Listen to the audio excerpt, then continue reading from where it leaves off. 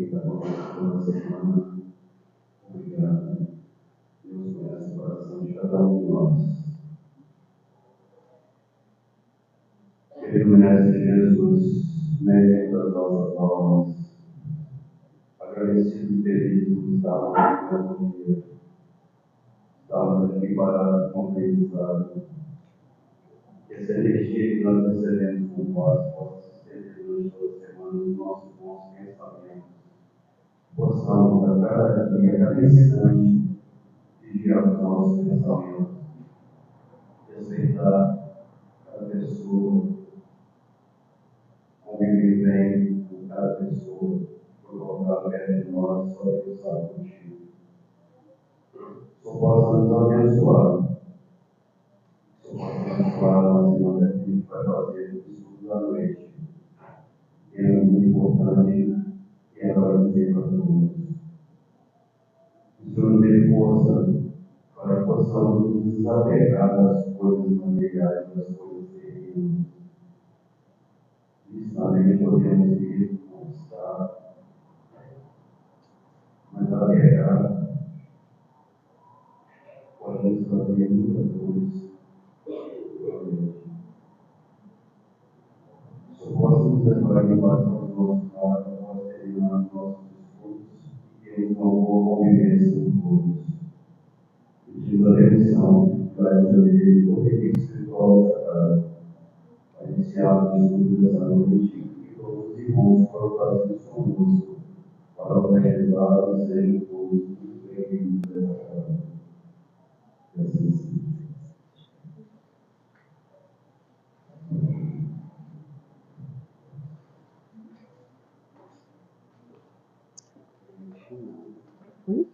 Não, tá joia. Aqui, o relógio está com problema de saúde. Tá. Eu vi, pode deixar.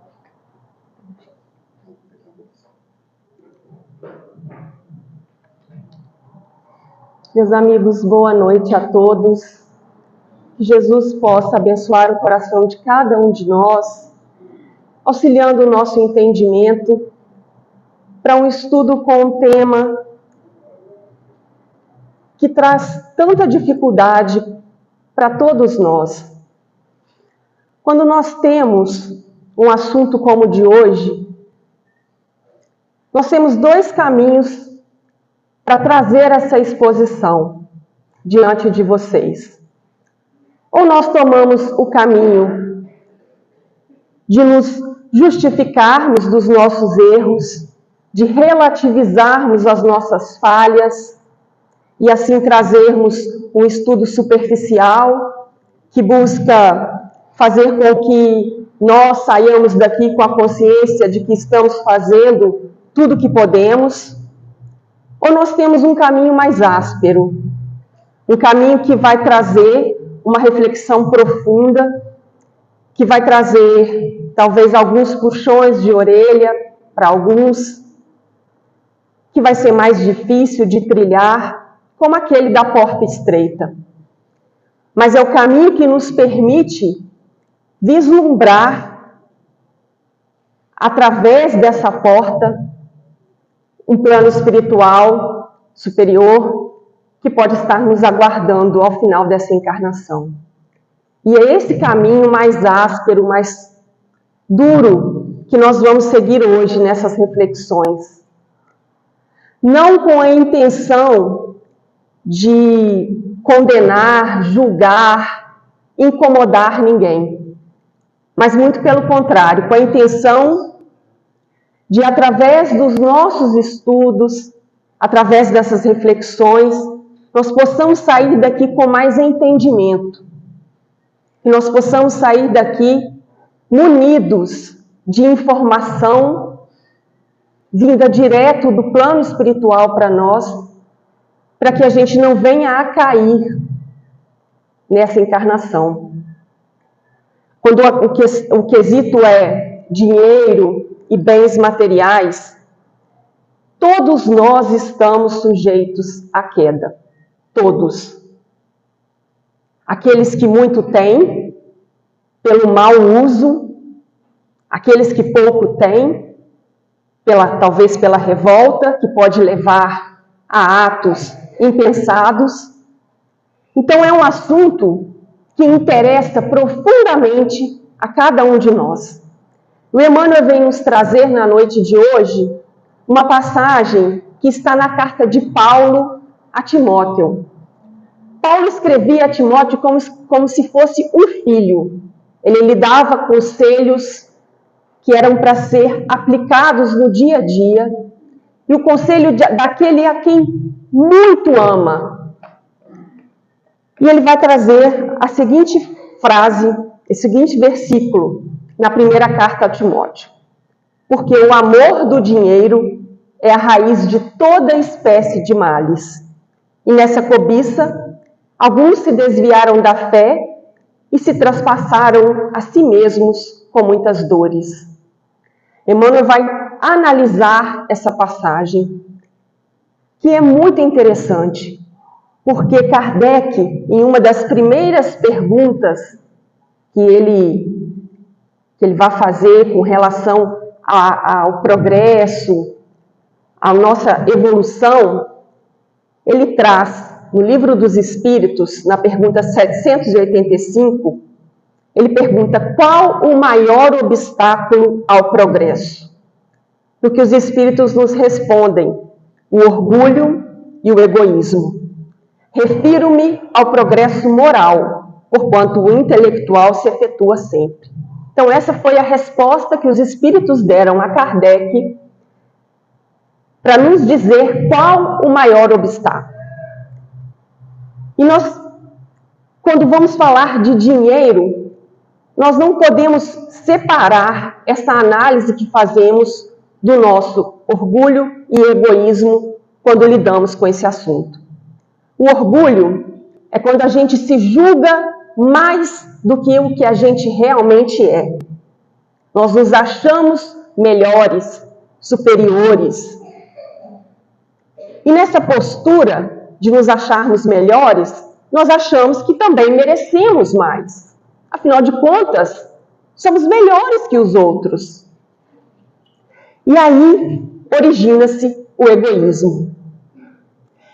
Essa definição de orgulho desencadear o egoísmo, ela está no Evangelho segundo o Espiritismo, lá no capítulo 9, num tópico intitulado Cólera. Mas ela também aparece em outras obras. Devido à importância desse assunto, foi tratado também em obras póstumas. Tem uma lição muito parecida com essa na Revista Espírita de 1869.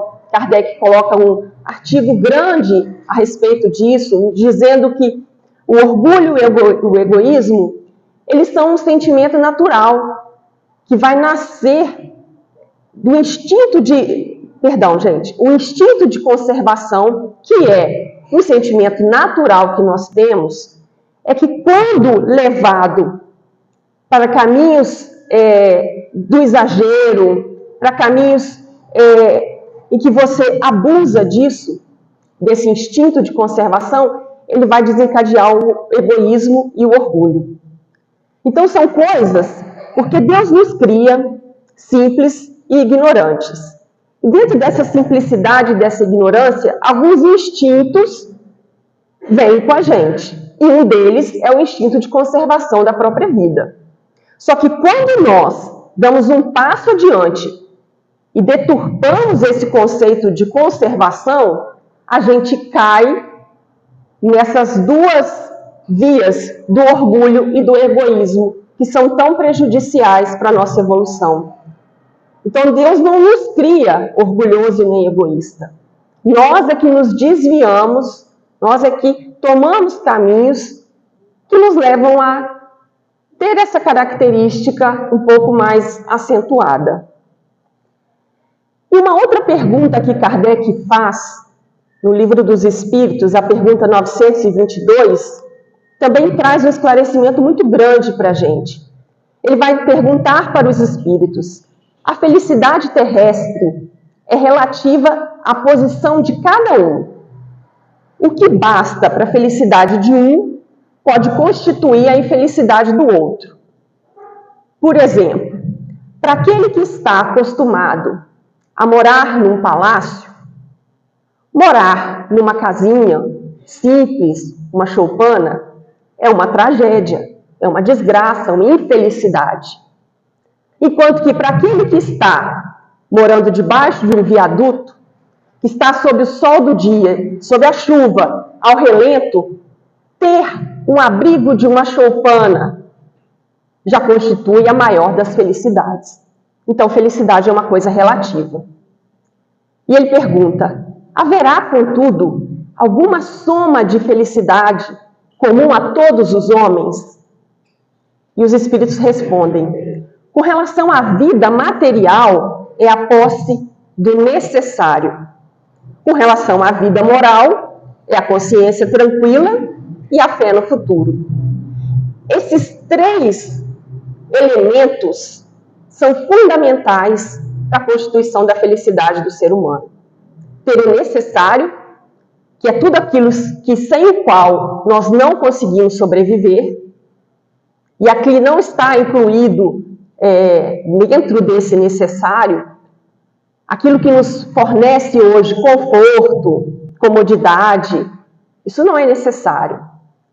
Isso é um acréscimo que nós temos recebido do alto para tentar colocar diante de nós mais recursos, mais possibilidades para que a gente possa movimentar a favor do outro. E a consciência tranquila e a fé no futuro são elementos indispensáveis à conquista da nossa felicidade, da nossa paz, da nossa evolução.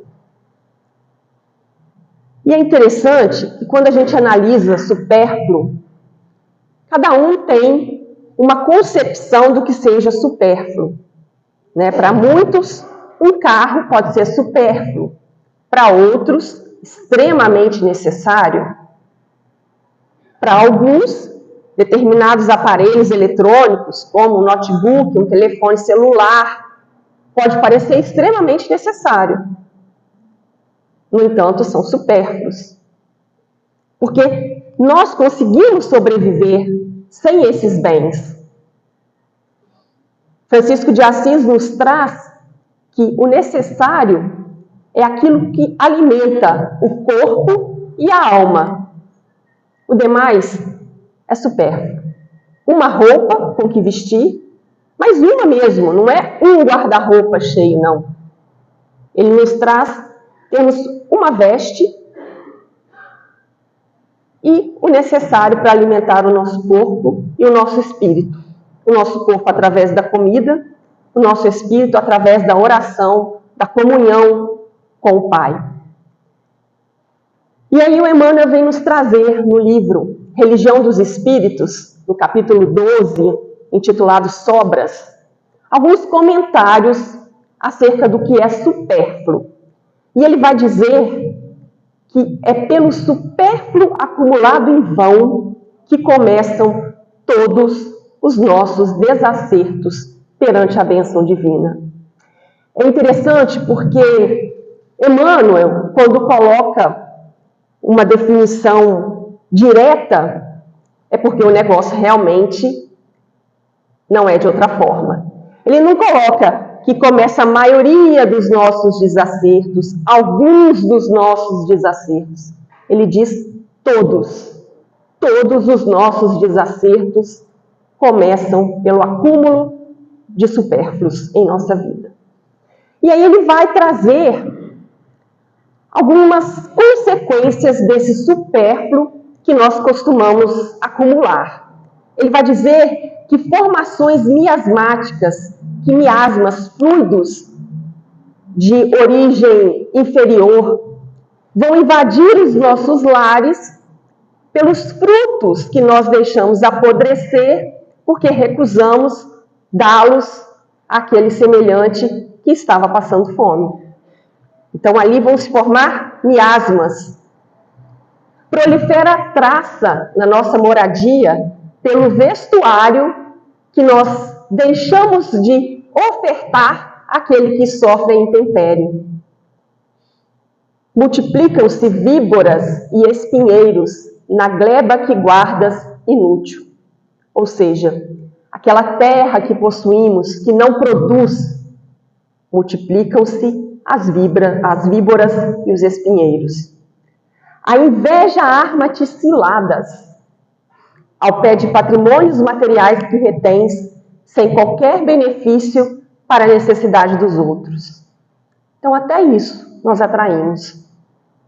Essas energias negativas que aquele ser invejoso lança para nós, às vezes até sem a intenção, por aquilo que nós guardamos sem dar utilidade, sendo que outros poderiam estar usufruindo daquilo.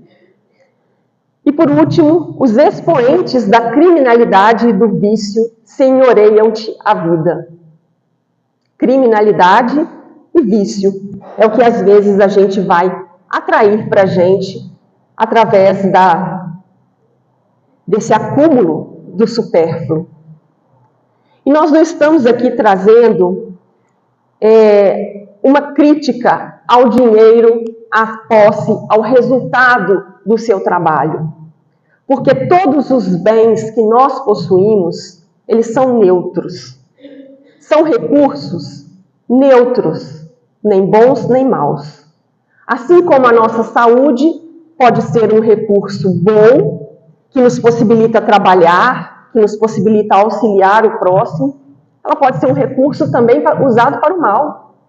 Quando nós abusamos do nosso corpo, ou nós o utilizamos de forma inadequada para prejudicar alguém, ou para alimentar um vício que sabemos que vai nos fazer mal. O nosso tempo é um recurso neutro, pode ser empregado tanto para o bem quanto para o mal. O nosso carro, a nossa casa, os nossos conhecimentos, nossa mediunidade, tudo é recurso neutro. O que vai definir se é bom ou ruim é o emprego que eu faço desses recursos. E para a gente entrar propriamente no texto da noite de hoje, Emmanuel vem nos dizer acerca daquela frase de Paulo: porque o amor do dinheiro é a raiz de toda espécie de males, e nessa cobiça alguns se desviaram da fé e se traspassaram a si mesmo com muitas dores. Emmanuel vem nos dizer que o Paulo não nos diz que o dinheiro em si mesmo seja flagelo para a humanidade. Ele é um recurso neutro, como acabamos de dizer. Várias vezes vemos o mestre em contato com o assunto, contribuindo para que a nossa compreensão se dilate. Recebendo certos alvitres do povo que lhe questionava, que lhe apresenta determinada moeda da época, com a esfinge do imperador romano, Jesus nos recomenda que nós damos a César o que é de César, exemplificando o respeito às convenções construtivas. Então, Jesus já nos aconselhava como lidar com o dinheiro. Numa de suas mais lindas parábolas, ele emprega o símbolo de uma dracma perdida, uma moeda da época, uma dracma. Nos movimentos do templo, ele aprecia o óbolo pequenino da viúva, aquilo que ela podia ofertar no templo, que era uma quantia mínima, mas que ela tirou tudo o que possuía para fazer aquela oferta a Deus. O dinheiro não significa um mal. Todavia, o apóstolo dos gentios nos esclarece que o amor do dinheiro é a raiz de toda espécie de males. Na verdade, nós possuímos determinadas características que trazemos conosco e já foram desenvolvidas há milênios, essas paixões que às vezes nos movem, que não são de todo ruim, não são características de todo imprestáveis. As paixões muitas vezes podem nos levar a evoluir, a progredir, se nós temos a possibilidade de dominá-las, de não deixar que elas tomem conta da nossa vida e dirija a nossa trajetória, os nossos passos. Todo tipo de paixão pode ser uma alavanca para o progresso, se bem conduzida. Agora, a partir do momento que ela passa a nos dominar, aí sim é prejudicial. O homem não pode ser condenado pelas suas expressões financeiras, mas sim pelo mau uso de semelhantes recursos materiais, porquanto é pela obsessão da posse que o orgulho e a ociosidade, dois fantasmas do infortúnio humano, se instalam nas almas, compelindo-os a desvios da luz eterna. Nós não podemos julgar que determinada pessoa que possui muitos recursos materiais possa estar em queda moral, que aquilo ali possa ser o mal na vida dela. Não. Quem sabe ela não está fazendo um bom uso, não está empregando corretamente esse recurso. Porque todos nós, para a nossa evolução, precisamos passar por todos os tipos de experiência. Então, uma hora vamos vir como escravos, outra hora como senhores, como pobres, como milionários, como doentes, como pessoas saudáveis. Nós vamos passar por todos os tipos de aprendizado que cada situação vai trazer para a nossa vida. Por isso voltamos aqui tantas vezes, porque muitas vezes é difícil aprendermos sem estarmos na posição do outro. Nós julgamos o comportamento dele, mas quando nós nos colocamos, muitas vezes, em posição semelhante, nós temos quedas piores. Então, nós precisamos desse universo de experiências para adquirirmos o conhecimento e a evolução. E Emmanuel vem terminar. O dinheiro que te vem às mãos, pelos caminhos retos, que só a tua consciência pode analisar a claridade divina, é um amigo que te busca a orientação sadia e o conselho humanitário. Responderás a Deus pelas diretrizes que lhes derem, e ai de ti, se materializares essa força benéfica no sombrio edifício da iniquidade. Então, o nosso relacionamento com os bens que recebemos de Deus, que Ele nos empresta para que a gente possa passar por essas experiências aqui na Terra, só com Ele nós vamos averiguar se realmente fizemos bom ou mau uso. Francisco de Assis foi um espírito que reencarnou por volta do ano 1100, 1100 e pouco. Uma das reencarnações de João Evangelista, João Evangelista, ele volta nesse ano de 1100 como Francisco de Assis, para poder fazer renascer o cristianismo, que estava preso, circunscrito à Igreja Católica, e onde o povo não tinha mais acesso ao Evangelho. Então ele vem e ele dá lições de desprendimento maravilhosas.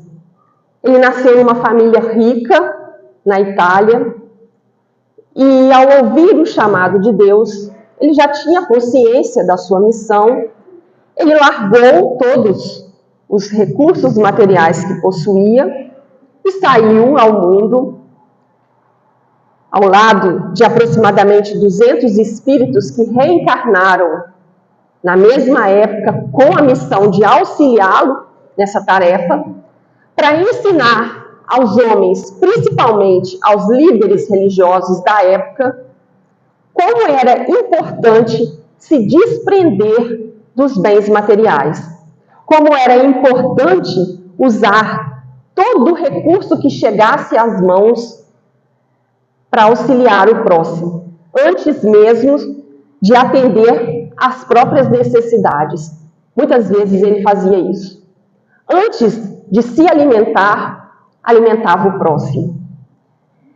E um determinado apóstolo dele, discípulo, né, aprendiz, que estava ali junto com Francisco de Assis, num estágio, né, que ele estava oferecendo para esses 200 espíritos, preparando-os para a sua missão, um determinado espírito chegou para ele e perguntou o que seria o desprendimento. No que Francisco de Assis respondeu para ele da seguinte forma: o Cristo chamou um punhado de homens para segui-lo, mas desejou que eles fossem livres, que se libertassem das peias terrenas, das amarras que nos prendiam. Porque ele mesmo disse com propriedade: onde está o teu tesouro, aí estará o teu coração. E ele continua dizendo para esse aprendiz que desprendimento não é jogar fora os bens terrenos, deles dispondo sem consciência do que se está fazendo, pois quem assim procede confunde desleixo com desprendimento. Então não é deixar de dar importância aos recursos que chegam até nós, que isso é desleixo. Isso é desprezar as bênçãos que chegam até nós para serem repartidas. E aí Francisco fala uma frase muito interessante. Pode perfeitamente existir rico desprendido e pobre usurário, porque a ganância nasce de dentro da criatura para as coisas de fora. E é interessante a gente analisar, será que o nosso coração não está excessivamente preso às coisas terrenas, esquecidos dos bens celestiais?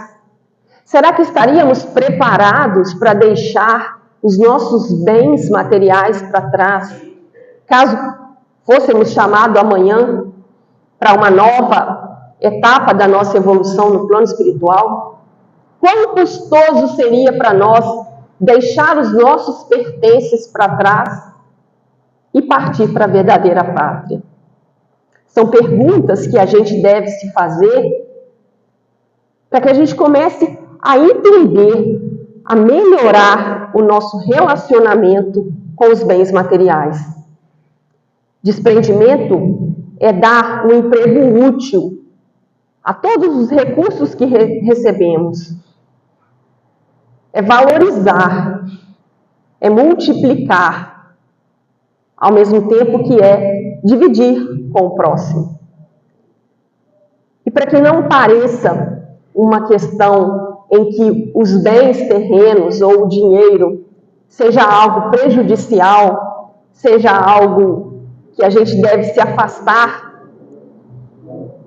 eu trouxe para a gente refletir acerca, na noite de hoje, acerca de uma poesia muito linda que a Meimei nos trouxe, chamada Oração do Dinheiro.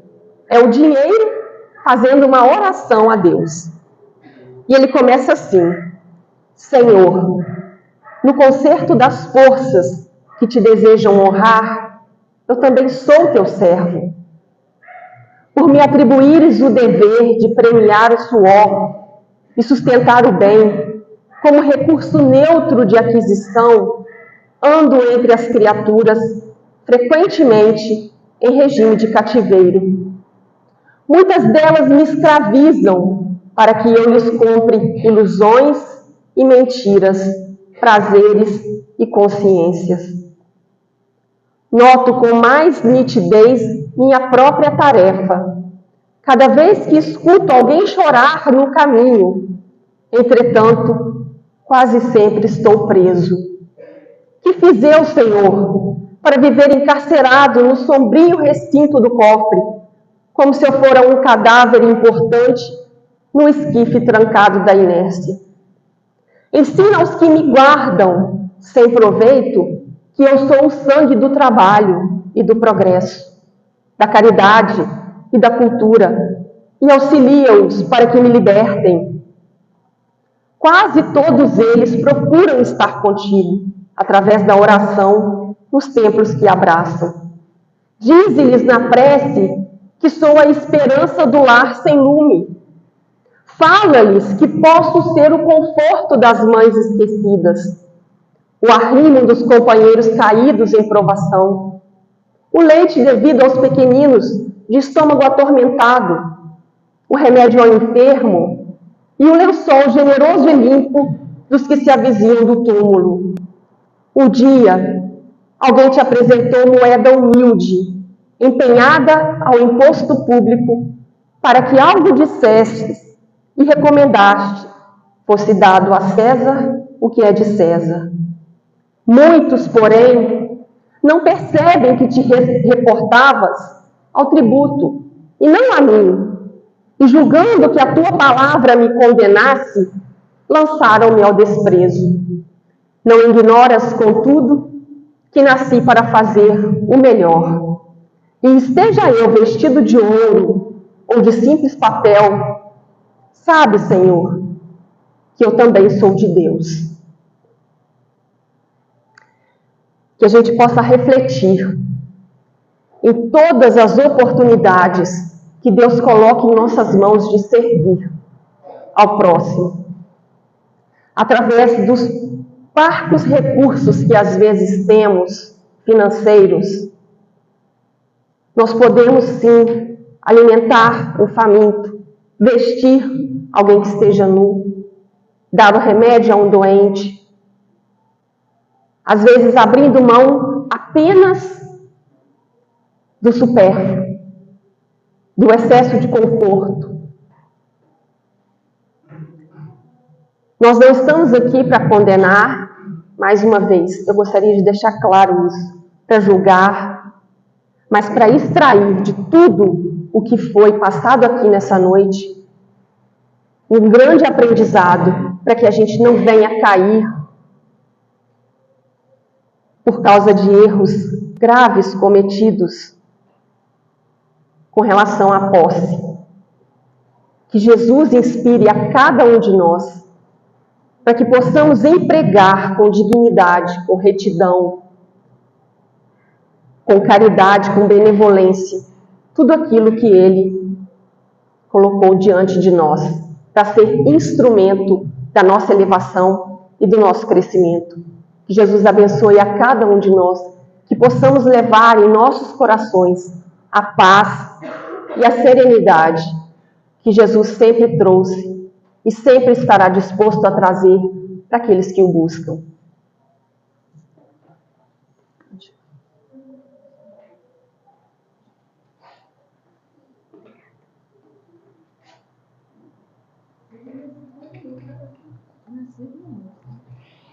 Ai, porque eu estava sem relógio.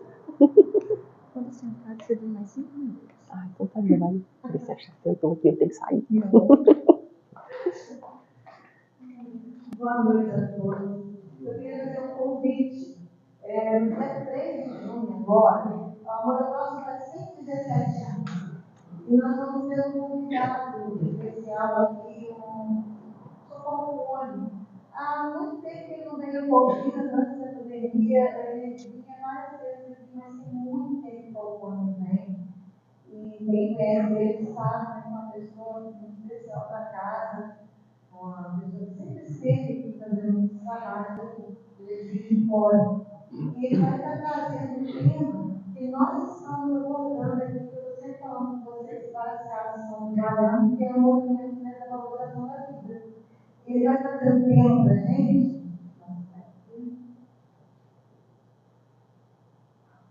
Vida, desista de desistir. Vai ser às 19 horas, no dia 3 de junho. Que vocês possam estar aqui conosco, vai ser uma noite festiva, né? Seremos abençoados, com certeza, que vai falar, com certeza vai dar. E eu queria fazer um pedido também para quem tiver alguma casa em casa, para a gente colocar os nossos vestidos aqui em cima, uma luz pediu, uma luz pediu, porque tem alguns que na sopa e o frio está começa agora, né? E a gente não tem tanta gravidade assim para doar de tudo, alguém tiver alguma coisa que não queira arrumar, pode fazer essa parte do final, que a gente direciona lá Mas você não pode fazer a festa da gente? Obrigada, boa noite.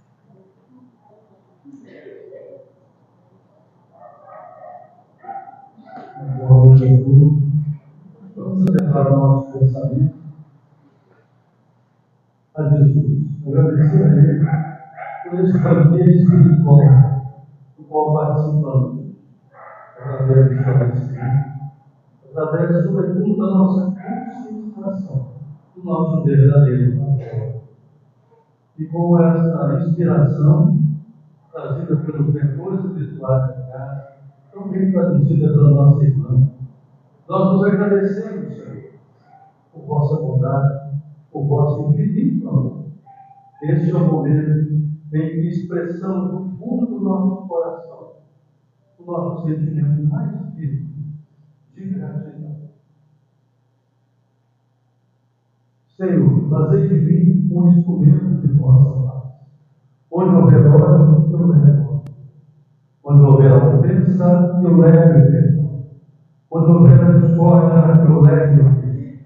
Onde houver desespero, eu levo esperança. Onde houver a dúvida, eu levo. Onde houver a tristeza, eu levo a alegria. Onde houver trevas, eu levo a luz. Onde houver amor, eu levo o mal. Fazei dessa que o homem procure mais consolar e ser consolado.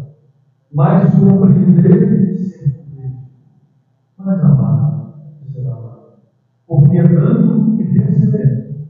É perdoando que somos perdoados. É amando que somos amados.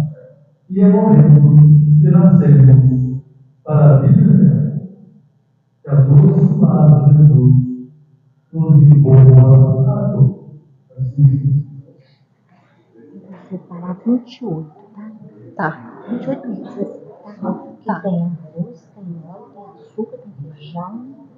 Ótimo. Você sabe que não vem molho de massa de tomate? Não tem disso. Sempre vem, né? Já, eu levei lá para as fritas lavarem e já guardaram no nosso. Vai ser quando, cara? Dia 22 de julho, tá? Eu não falei aí para misturar com o aniversário da casa. Né? Senão vai lá. Puxa, vai ter esse ano, não? Eu não contei quantos tinha na Madeira, acho que tem bastante, né? Eu acho que vai ter uma série a mais. Pra mim. Não sei, é da minha tia.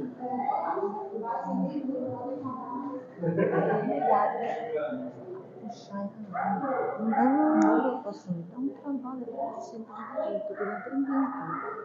Como assim? Uma coisa assim. A Ana é sua e a divide. Como eu faço? Vai fazer isso. Vai fazer isso. A vai cuidar do estacionamento, vai fazer não sei o quê.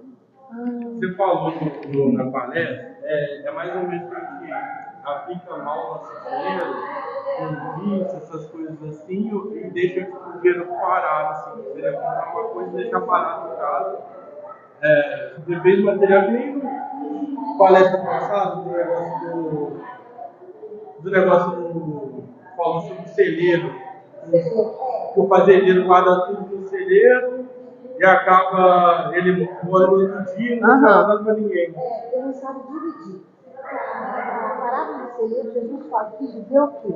Que eles guardavam, amontoavam os bens. Além do que eles necessitavam para passar. Aí, quando eles ensinam, chega em si, para voltar para dar outra coisa, para fazer aquilo. A gente ensina, cada um tem que saber caminhar na sua jornada e entender o que tem que fazer. Aí ela falou um negócio, complementou, que às vezes que é do nosso trabalho, tem um meio termo nisso aí, né? Que você tipo assim, você tem um notebook meu pro meu trabalho.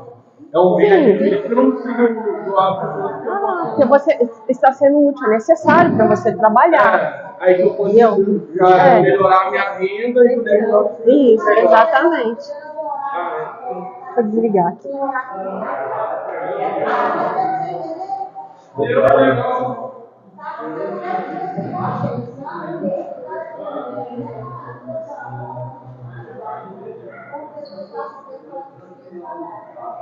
Não, aí ela falou também do negócio da. É mais uma coisa do ofício egoísta, né? Não, muita coisa.